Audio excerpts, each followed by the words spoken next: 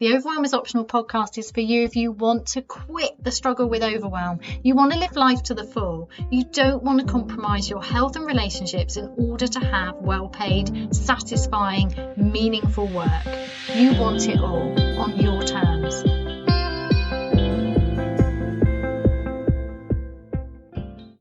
Hello and welcome to this week's episode of the Overwhelm is Optional podcast. It's really lovely to have you here. So how have you been? Here in the southwest of England, the clocks have changed, resulting in that weird jet lag when I'm trying to work out, should I change all the clocks at once and just pretend, or should I change them gradually and kind of do like a slow shift? And then there's the whole, why does it matter? Why does it bother me when they change the clocks? It's something about, I don't like other people changing the clocks for me, so there's that rebellious nature. It's like, I'll decide, thank you, which is quite funny, particularly when I'm self-employed, so my time is my own, so does it really matter? But anyway, I know that not everybody who listens to this podcast lives in the UK, so you might not be dealing with season changes. How are you? How are you doing? How's the weather affecting you? How are you feeling at the moment? How is your year going? I feel like this is the beginning of the year. I know it's the beginning of the astrological year. If you're into astrology, I don't know, I sometimes get excited about it and other times I forget completely and it doesn't bother me at all. But for me, there's a real sense that March is the beginning of the year because that's when my energy really rises. So I really like that. And I'm very attuned to my garden, and it feels like this is the beginning of the gardening year. I don't know if gardeners agree with that, because I think a lot of gardeners might say October is. I can't remember. I don't really care. Anyway, this feels like the beginning of my year in a lot of ways, because it's when my energy comes and it's when I can start actually daring to get excited about dreams for the year. So although I've had plans in place from January, and I did my turn of the year pause, which I hope you did with me, that there were 4 episodes on the podcast. You can go back and check those out, because really you can do them whenever you want, can't you? You get to decide. But for me, and I know also for my members inside Get Your Life Back and my one-to-one clients, that actually it didn't feel quite right to be kind of deciding all of the year's plans before, I don't know, probably March actually. So for me, they've been coming through kind of more and more, and then it's suddenly speeded up and I've suddenly gone, okay, this is what I really want. And it's really coming clearer now when I think about what I want for this year. So that's been going on, and I like that. I really like the excitement of the spring energy. And which reminds me, if you haven't yet booked in one of my free spring breakthrough sessions, why not? Why have you not done that for yourself? I do understand why, because having had lots of opportunities to take free calls from other coaches, I know that mostly in the past I didn't book them because I would think, I don't know if I've got time. It might be really embarrassing.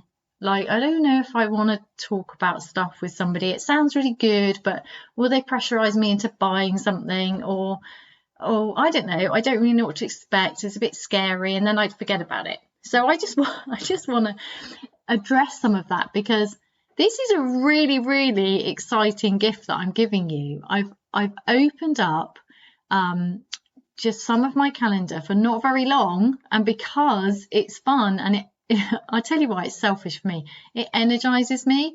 I genuinely love coaching so much, and this isn't a process for booking in and applying to be a one-to-one client. This isn't the process. That's a breakthrough call. That's a discovery call.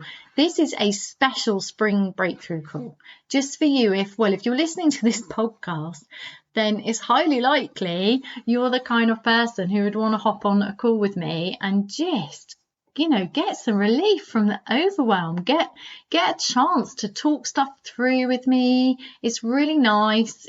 It's just such a pleasure. It's just me, you, and a cup of tea or whatever you want to have a drink of. And yeah, just if you haven't yet done it, pause the podcast and go and do it right now. Go to tinyurl.com/breakthrough into spring. That's tinyurl.com/breakthrough into spring. Go and do it now. Go and do it now, please. I'd love to have a chat with you. It's just fun. It's just nice. It energizes me, and you'll feel better, and you'll come out of that feeling like, well, first of all, I'm really, really good at holding space. And what does that mean? Well, it can mean lots of things to different people, I guess. For me, it means when somebody holds space, for me, it means that I get to just focus on me. I get to clear my mind. I get to feel that it's like a big hug, but in a really gentle way. It's a very expansive hug. So it's not like a hug that's squishing you in. God, I'm rambling now.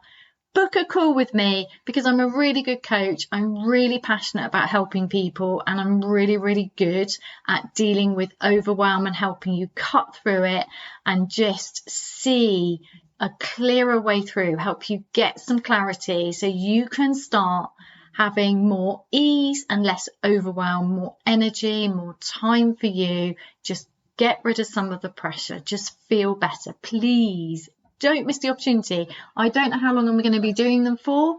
It's just until the spaces have gone, and I'll close the link when I decide that that's enough. That's my energy put into that project, and that's it. So it's only going to be spring. So it's only going to be for a few weeks. Please do it.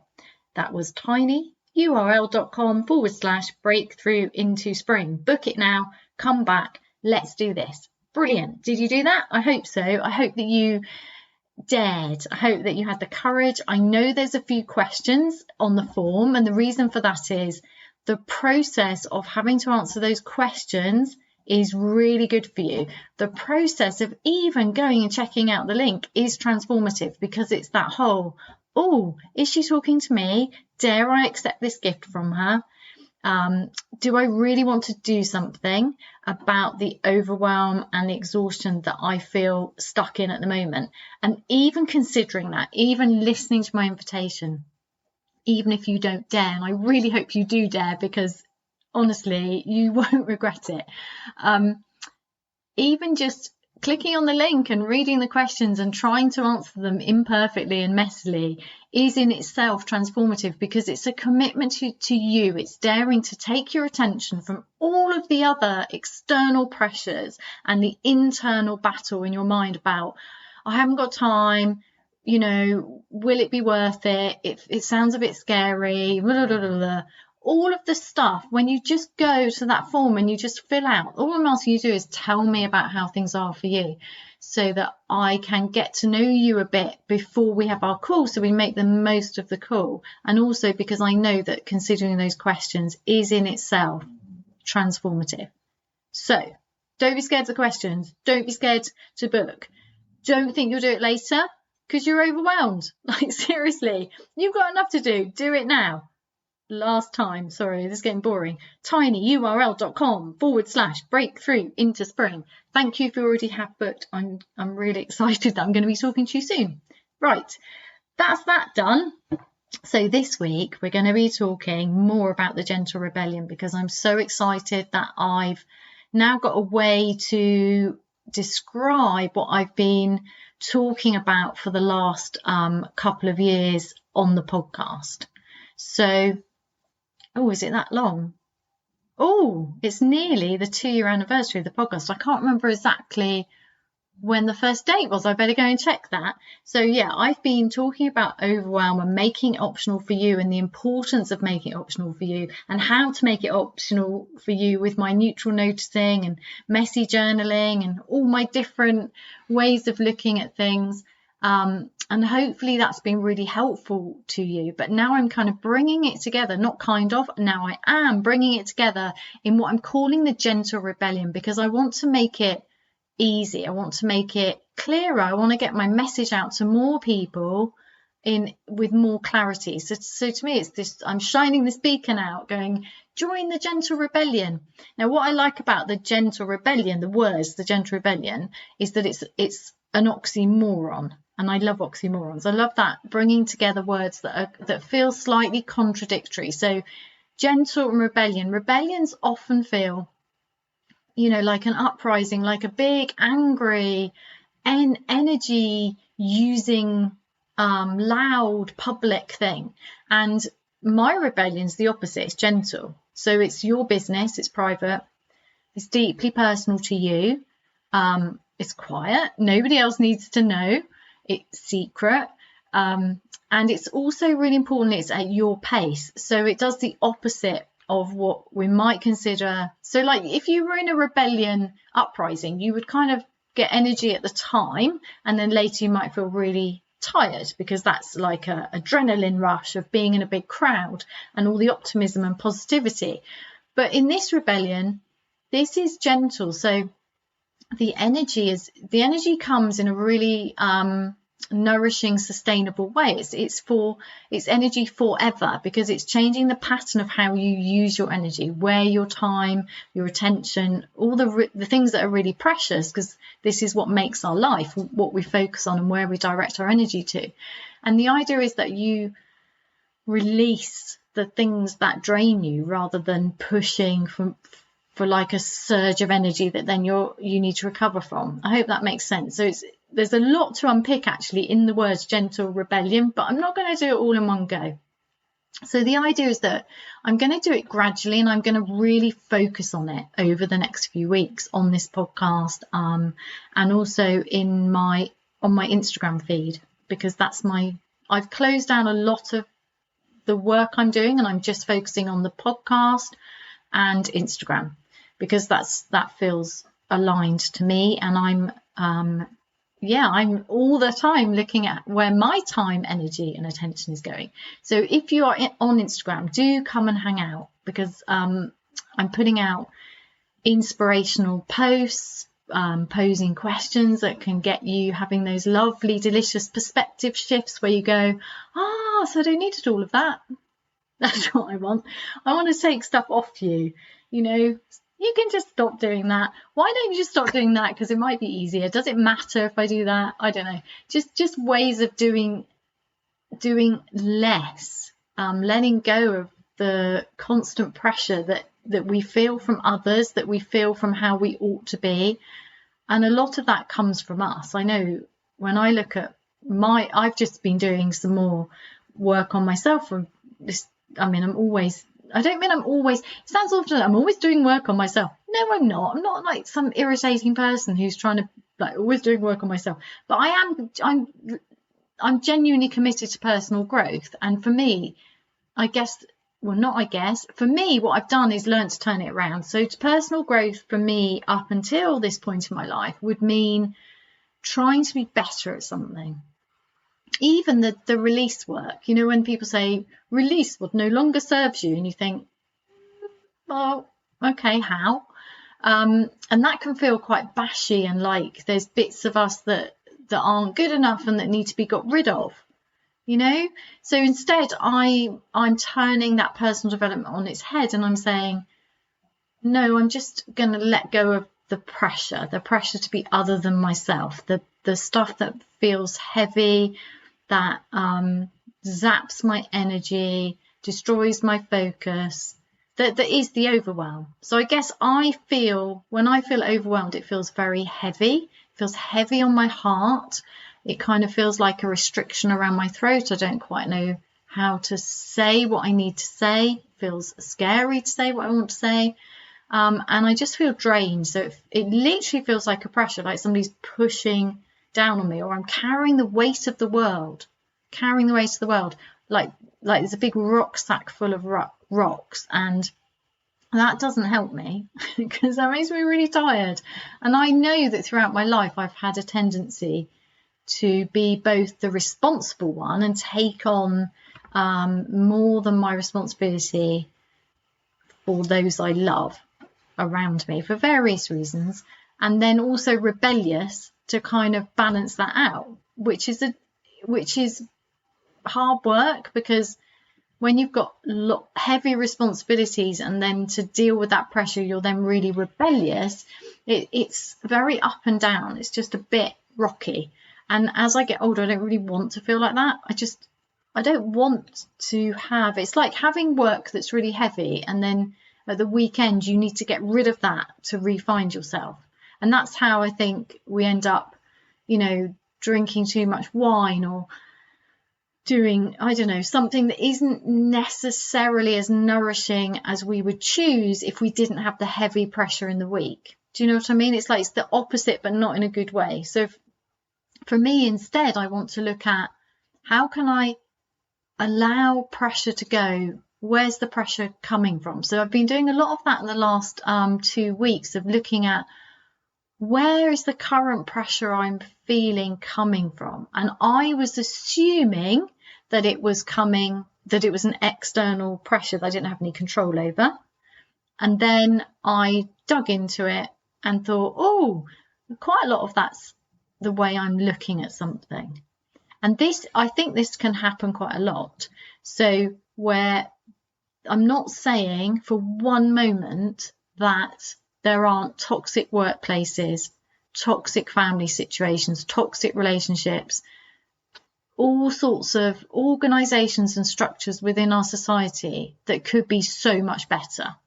I'm not saying that at all. I really think we've reached a point where we need to seriously look at the structures within our society.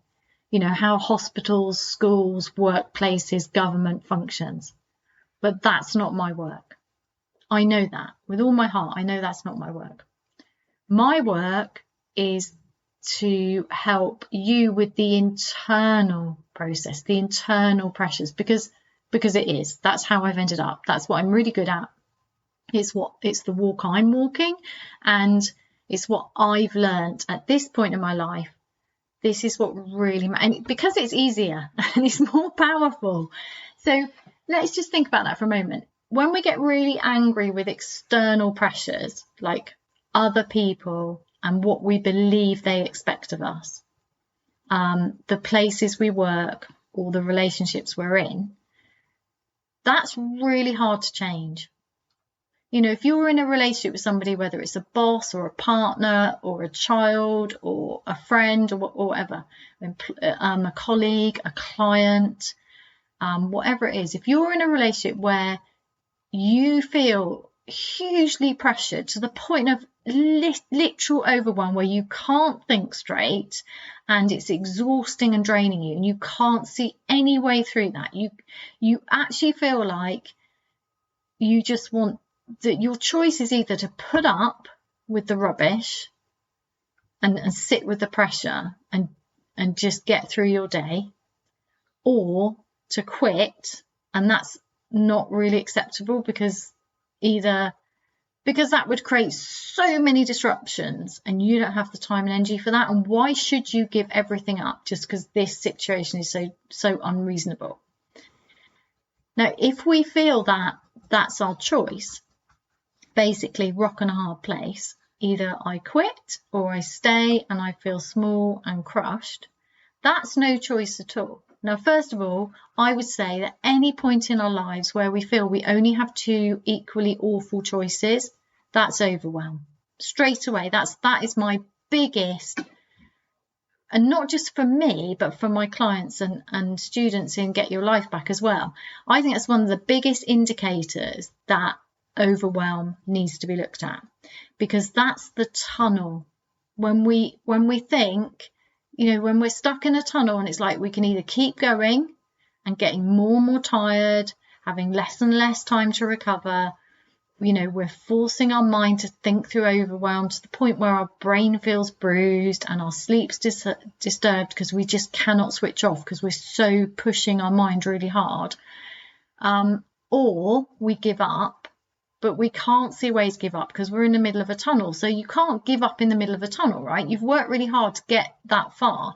Giving up means what?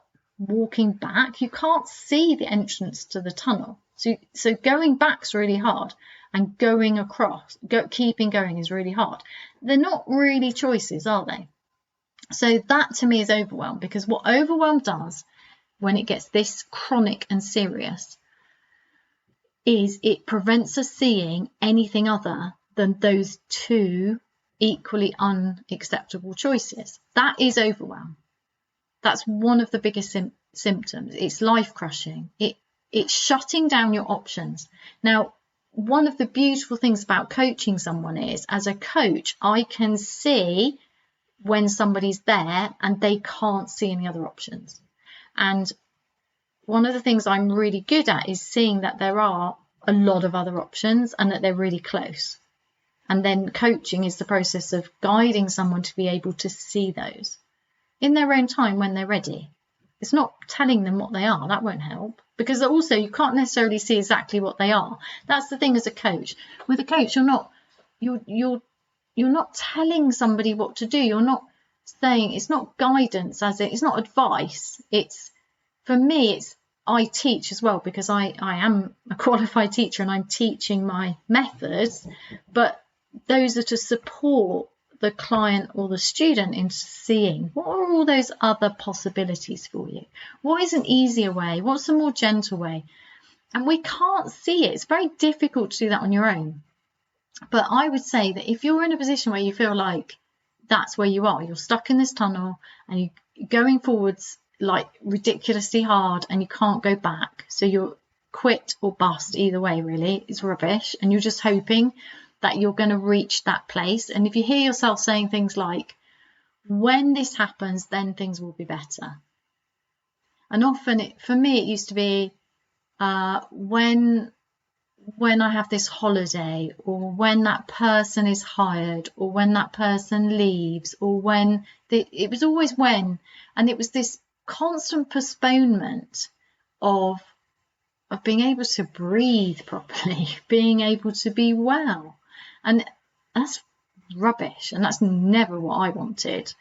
And it's quite shocking how we can end up in that situation when we're doing everything right. You know, we do what we're told will result in happiness. We work hard, we aim high, we fulfill our commitments as best as we can.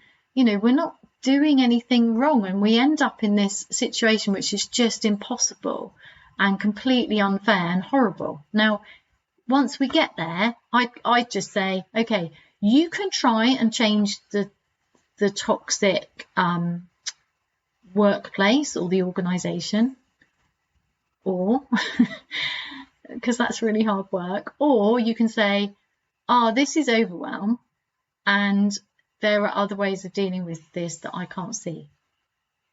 And that's the gentle part of the rebellion, is instead of taking the difficult route, trying to change the world, or trying to change somebody else, or trying to change an organisation or anything big and external to you, which you don't have full control over. Yeah, we don't have the power on our own to make those changes. It requires more than one person, because more than one person is involved, more than you is involved.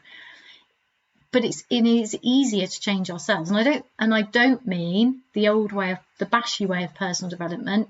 You become better.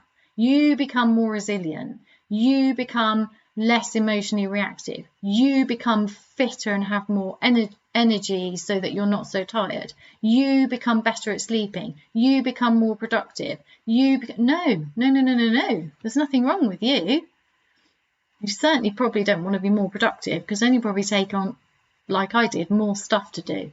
So no, instead of that, just starting where you are, acknowledging, I feel completely overwhelmed. This isn't the life I intended to live. This wasn't my plan. What the hell's going on? Like, the first step is just noticing. But the problem is, the reason that we don't want to notice is because our mind will tell us it's a disaster and we're better off not knowing. And that's why we keep going. It's a trick. Overwhelm is a dirty trickster. A dirty trickster.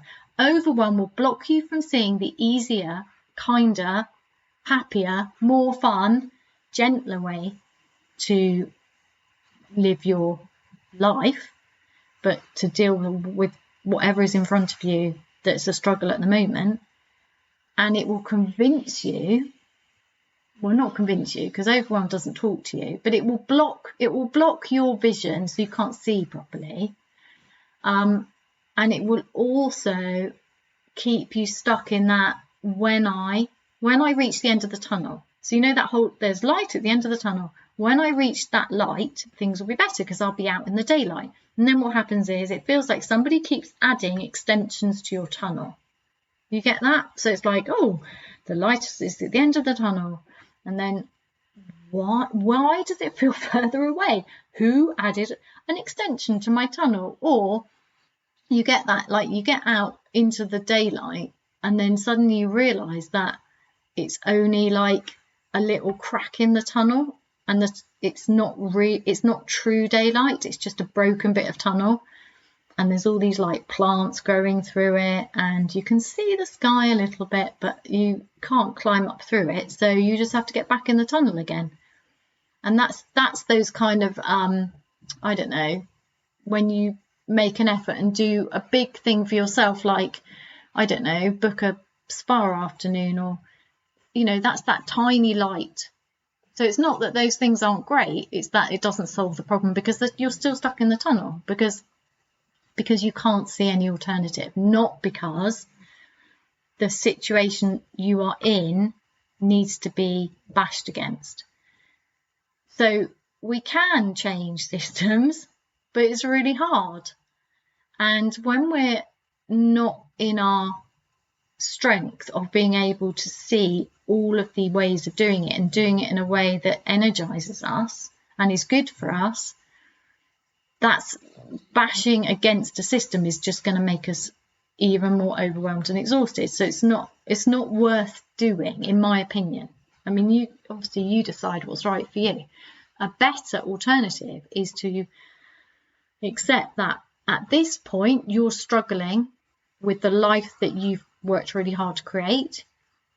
You probably don't want to suddenly quit it all, because that will create more overwhelm and exhaustion and more struggle. So instead, deal with the overwhelm, because the overwhelm is blocking the easier ways. It's also gentler, and that's the point, right? The gentle rebellion. So who is the gentle rebellion for? The gentle rebellion is for you if you are sick of feeling like there is no choice between struggle, exhaustion, overwhelm in order to have the well-paid, fulfilling work you want, and that's coming at the cost of your feeling well and feeling happy. Like, there's just no way. It feels like I would have to give up something important I've worked hard for in order to get the headspace and recover that I need. And that isn't an acceptable choice to you. So that I see as if that's you, if you're not willing to accept what most people seem to accept, which is, well, life is overwhelming. It is exhausting. That's just the way things are. You're lucky because you have a good job and it pays well and you have a nice house. You're lucky because blah, blah, blah. You're lucky because blah, blah, blah. If that's not good enough for you, and quite frankly, it isn't for me, I don't think that's any choice at all. I don't think sacrificing my very well-being, my sanity, my ability to switch off and have fun and actually have a life outside of work, I don't think that's an acceptable compromise. It's not even a compromise, it's a sacrifice. It makes no sense. I get the whole temporary sacrifice of time in order to study or build a business, to work hard and in a really focused way temporarily in order to get some work success. I get that, but when it never stops, when the expectation is in order to maintain that, you have to give up the very things that you worked so hard to have, which is freedom and choice about how you spend your free time. That's not acceptable to me. But I know that if it was acceptable to me, if I could only accept that, then I probably would have been happier. Can you see? So I'm just like, I'm a rebel. That's not good enough for me. And so many people told me that what I wanted was impossible, that you cannot have well-paid, fulfilling work and freedom and feeling really well and you know, that joyful feeling of ease, being able to leave work at work. And people will tell you it's not possible. Now, this doesn't affect everyone, because there are people who don't get overwhelmed.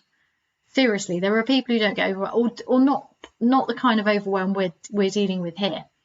So I recently actually interviewed somebody on my podcast, and when I asked them to and I haven't released this yet because I'm not quite sure what to do with it at the moment. I'm still considering how useful it is for you to listen to the interview, because when I asked, tell me about your adventures in Overwhelm, which is a pre-agreed question, I realised in the description that that's not somebody who understands what we're talking about here, because the answer was to deal with overwhelm, just offload your to-do list and plan. Which is really funny, because we're not stupid on this podcast. We know how to dump our to-do list out and plan. Like, seriously, that's a basic productivity hack. And with respect, if that works for you, this podcast isn't for you, because we're dealing with something much bigger, much more serious than temporary overwhelm, which can be solved with a productivity hack. So yes, some of the people who are around you, who you might be comparing yourself to and thinking, well, if they cope, I ought to be able to work this out, they're not you, and that's okay. So I think really one of the most important things we can do is say, I'm not everyone else, I'm me. And in that self-acceptance, this is who I am. This is just how I feel.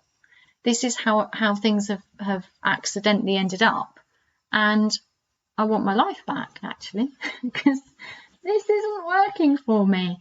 I think that's it, isn't it? Either your life's working for you or it's not. And if you struggle with overwhelm, exhaustion, and that frustration of never feeling like you're getting there, you know, this mystery point in the future when everything magically falls into place, that despite everything you do and everything you try, it's a struggle, and that wasn't the plan. You know, that constant exhaustion, overwhelm, the pressure, the fog in the brain. I hate it so much. It's not for me. It's not what I want. If that's you, know that there are some people who don't struggle with that, but there are a larger group of people who are happy to settle, who find a way to just say, oh, well, this is just how things are. And that's okay, because you're not either of those people. If you're listening to this podcast and this is resonating with you, you're a rebel. You're saying, I want more than this. This is not the life I intended to create. I want my life back. I want a life where I get to have everything I want and feel great. And that's what the gentle rebellion is about. It's about choosing yourself and saying, actually, I'm a rebel. I don't want to discuss that with anyone, but every time I notice that other people seem happy or they're happy moaning a lot, you know, you get the happy moaners where people just like, oh, I'm so overwhelmed and I'm so tired, and then they do nothing to help themselves. They're really unorganized, or, you know, they don't really believe there's another way of being. They just think this is how it is. Or the people who just waltz through life, and I don't know, maybe then they're just different. They just seem to bounce through life. Some people just don't take things very personally, or just have different coping mechanisms. That it doesn't matter. My point is, the only thing that matters is you, how you feel. That really, really matters, because it's your life. So as a gentle rebel, we choose ourselves first, and within that means dealing with the fact that, oh my God, that feels really selfish. But the thing is, how you are in the world matters. So how you're showing up for clients and colleagues and your family and yourself matters, because when you're happy, when you love and accept yourself, when you're okay saying, yeah, this life at the moment isn't working for me. I've been comparing myself to people who aren't me, and I'm a rebel. This is just where I am. That acceptance, that changes how you are, because immediately you're able, well, not immediately, but if you're resonating with this and you like this idea of becoming a gentle rebel in your own time without having to declare it. I don't have a sign up for this. This is an open invitation to be part of a movement of people saying no to having a life that they don't fit into. And I'm going to be talking, I've always been talking about this, I've just named it. And yeah, subscribe and come on this journey with me, as each week I just I'm going to be describing how to be a gentle rebel, the pitfalls, the bits where we go wrong and fall off it, and how to get back really quickly.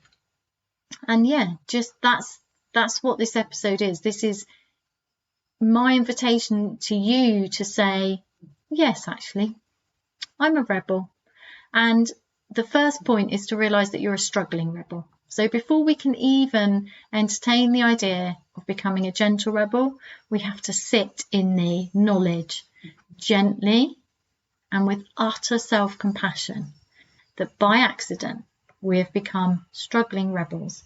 And the reason that you're struggling is because you're a rebel.